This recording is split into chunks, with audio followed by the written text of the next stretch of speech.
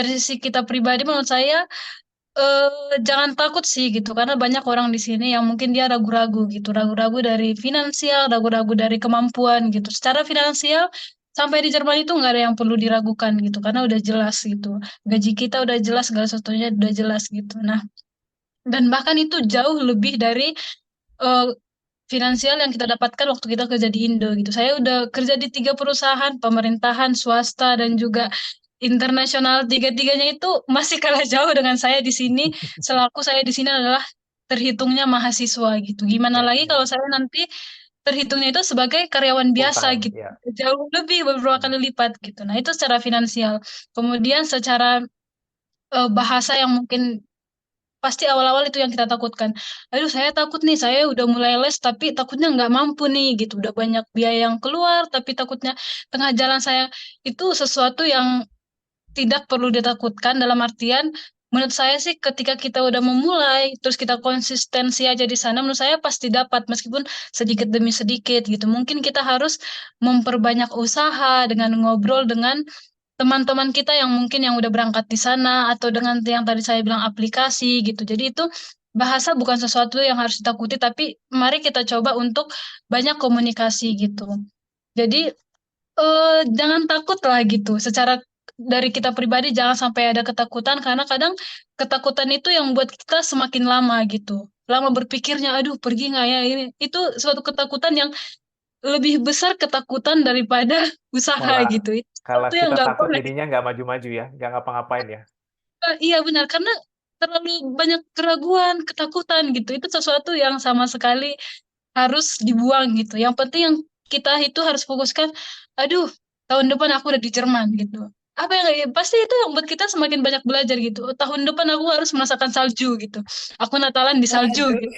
Waduh. Banyak-banyak ya, banyak-banyak Benar-benar. apa ya konten-konten orang-orang yang udah di Jerman gitu itu bakal memotivasi. Aduh, aku harus ke pasar Natal nih yang di Köln besar nih gitu. Aku harus ke Vienna nih Austria ini yang paling besar nih di Eropa gitu. Jadi itu yang buat kita semakin termotivasi gitu. Jangan kita melihat hal-hal buruknya gitu, hal-hal yang kendala-kendalanya itu nggak usah kita lihat. Yang penting kita fokus ke bahasa kita gitu. Itu menurut saya sesuatu yang sangat mendukung secara psikologi kita gitu. Kemudian kita harus juga cari teman partner untuk belajar itu sangat penting gitu. Hmm. Jadi bahasa itu bukan sesuatu yang harus kita takuti. Aku juga sekarang bahasa, menurutku bahasa itu bagiku pribadi lumayan sulit karena saya itu lebih suka hitung-hitungan daripada bahasa. Jadi Oke. banyak, yang penting banyak berlatih dan jangan takut salah karena salah itu akan selalu, bukan sekali tapi selalu. Ya, jadi yang paling penting adalah ketika kita udah mau, kita langsung ambil langkah. Jangan banyak berpikir, jangan banyak, langsung ambil langkah, ketika kita ngambil langkah satu persatu itu bakalan terkabulkan gitu. Jadi karena sekali terjun pasti semakin dalam terjunnya, nggak mungkin mundur gitu. Kalau kita Benar. fokus dengan tujuan gitu. Saya ingin ngomong ke teman-teman bahwa di sini kita itu bersaing dengan pekerja-pekerja dari Vietnam, dari Turki, dan dari Eropa Timur lainnya. Nah, terus terang, India dan dari India. India itu mendominasi di Filipina dunia juga IT. banyak. Filipina mendominasi di dunia keperawatan. Ya.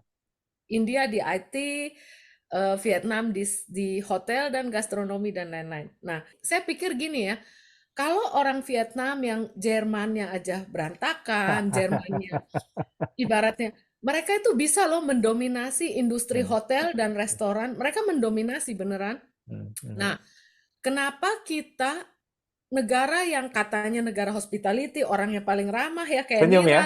kenapa kita kok nggak bisa represent identitas kita di Jerman ini gitu loh. Jadi saya Hmm. ingin bilang sama teman-teman, eh, ayo deh kita apa namanya kita terus terang kita learn from the best. Tadi kan saya udah kasih lihat ya pilarnya negara Jerman ini apa gitu dengan penduduk yang sepertiga dari kita, mereka tuh bisa loh bikin GDP mereka selama 20 tahun ini terbesar gitu kan. Karena mereka itu sudah punya sistem yang berjalan di sini. Nah, saya ingin bilang sama teman-teman, kita belajar dari yang the best, yang sudah punya track record gitu loh. Di sini mereka punya track record gitu loh. Selama 20 tahun dan konsisten gitu kan. Jadi kita tuh nggak usah, oh ya nanti salah kita takut atau bagaimana. Ini negara menurut saya yang paling jelas sistemnya gitu loh. Resikonya apa ya sebenarnya gitu? Kayaknya ya mungkin resiko kesepian atau bagaimana itu pasti ada ya. Tapi di luar itu sih saya lihat kalau secara karir dan lain-lain cukup menjanjikan sih.